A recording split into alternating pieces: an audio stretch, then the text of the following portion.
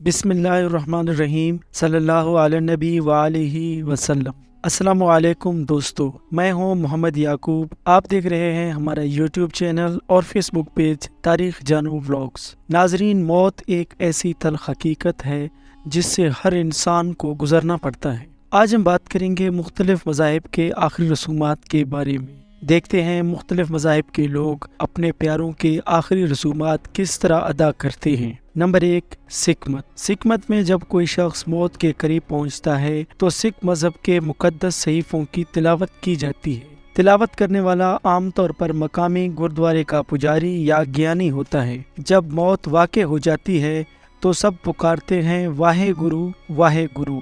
मौत के बाद सिखों की आखिरी रसूमात होती हैं और ये आमतौर पर मौत के बाद जल्द अज जल्द होता है। मैयत को गुस्ल देकर इसे साफ कपड़े पहनाए जाते हैं। इसके बाद मैयत के जिस्म के साथ ये 5 चीज़ें लाजमन रखी जाती हैं। कैश यानी कटे हुए बाल, एक लकड़ी की कंघी, एक लोहे का कड़ा, एक सूती ज़ेरे जामा और एक खंजर। इसके बाद मैयत को गुरुद्वारे में ले जाया जाता है। जनाजे में शरीक लोग वाहे गुरु जी पुकारते हैं और गुरु ग्रंथ पढ़ी जाती है। आखिर में सिखों की एक दुआ करतान सुहाली पढ़ी जाती है। इसके बाद मुर्दे को जला दिया जाता है और मरने वाले की राख को समंदर या दरिया में बहा दिया जाता है। जब आखिरी रसूमात मुकम्मल कर ली जाती हैं तो सब दोस्त और रिश्तेदार मरने वाले के घर इकट्ठे हो जाते हैं और 10 दिन तक उनके मजहबी किताब गुरु ग्रंथ की तिलावत करते हैं। सिखों के आखिरी रसूमात को आत्म संस्कार कहा जाता है। नंबर 2, हिंदू मत। हिंदू मत मजहब में मौत के बाद आखिरी रसूमात को अंत्येष्टि या आत्म संस्कार कहा जाता है।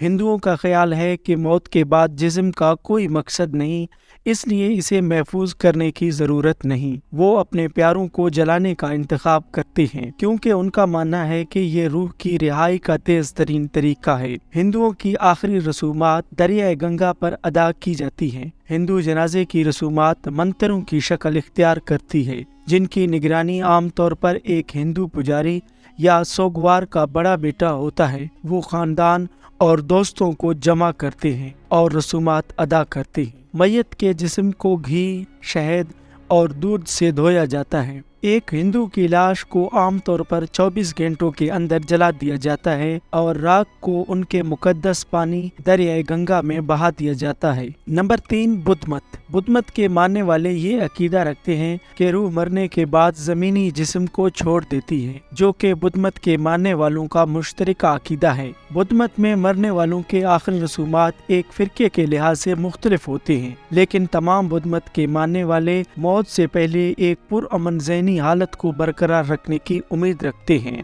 इसके लिए बहुत से लोग मराकबा करने का इंतखाब करते हैं। मौत के बाद खानदान वाले सिंघा यानी उनके पादरी से दुआ की दरखास्त करते हैं। बुद्ध मत के मानने वाले चारों अनासर में से किसी एक के जरिए जिस्म को ठिकाने लगा सकते हैं, यानी ज़मीं, हवा, आग या पानी। आप सोच रहे होंगे कि इस तनाजुर में हवा कैसे काम करती है। तिब्बत में बुद्ध मत की तकरीबन 80% आबादी लाशों को काट कर पहाड़ों पर रख कर गिद्धों के जरिए हटाने का इंतखाब करती है। आसमानी तदफीन कहलाने वाली ये रवायत सखावत का इजहार समझी जाती है। Number 4, humanism. ह्यूमनिज्म बजाते खुद कोई मजहब नहीं बल्कि एक सेकुलर तहरीक है। ह्यूमनिस्ट मौत से फितरत को फायदा पहुंचाने का अकीदा रखते हैं। ह्यूमनिस्ट सब्ज तदफीन के हक में होते हैं। जैसा कि नाम से पता चलता है, सब्ज तदफीन माहौल दोस्त होने का तासुर देता है। इसलिए रवायती मगरिबी जनाजे सख्त लकड़ी के ताबूत, अमाबेलिंग या कंक्रीट के कब्रों को मुस्तरद करते हैं। इसलिए उनकी बजाय लाशों को हल्के वजन के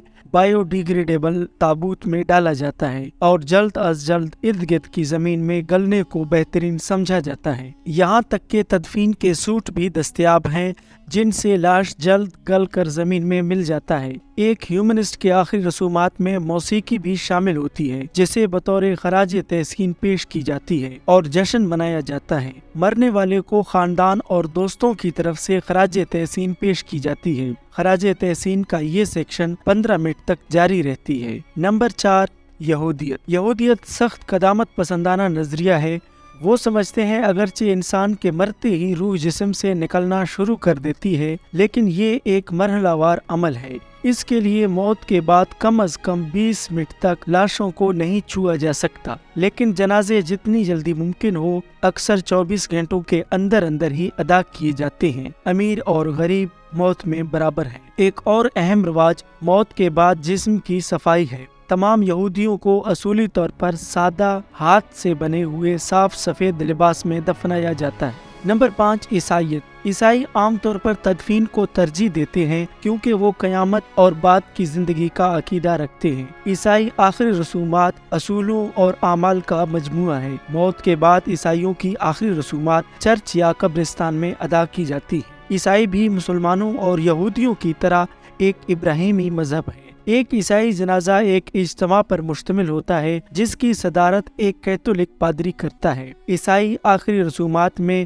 صحیفے کا پڑھنا، ایک خطبہ، دعائیں، الوداعی اور تدفین شامل ہے۔ ایک مسیحی تدفین کے وقت سوگوار مٹھی بھر مٹی کو تابوت پر پھینک دیتے ہیں۔ نمبر 6، اسلام۔ اسلام میں موت کو اس دنیا سے دوسری دنیا تک منتقلی سمجھی جاتی ہے۔ موت کے وقت مرنے والے کو کلمہ شہادت کی تلقین کی جاتی ہے۔ اسلام میں موت کے بعد آخری رسومات جلد از جلد ادا کی جاتی ہیں۔ موت کے بعد میت کو غسل دے کر ایک سفید لباس جسے کفن کہا جاتا ہے پہنائی جاتی ہے اور خوشبو لگائی جاتی ہے، اور پھر میت کو قبرستان لے جایا جاتا ہے جہاں زیادہ سے زیادہ لوگ جنازے میں شرکت کرتے ہیں، اور میت کو سامنے رکھ کر نماز ادا کی جاتی ہے جسے نماز جنازہ کہا جاتا ہے۔ اس نماز میں اللہ کی تعریف، آخری نبی صلی اللہ علیہ وسلم پر درود اور میت کے لیے مغفرت کی دعا کی جاتی ہے، اور پھر میت کو دفنایا جاتا ہے۔ دفناتے وقت میت کی رخ کو مسلمانوں کے قبلے کی طرف کیا جاتا ہے۔ ویڈیو کو دیکھنے، لائک کرنے اور پیار بھرے کمنٹ دینے پر میں آپ سب کا تہہ دل سے مشکور ہوں۔ اللہ حافظ۔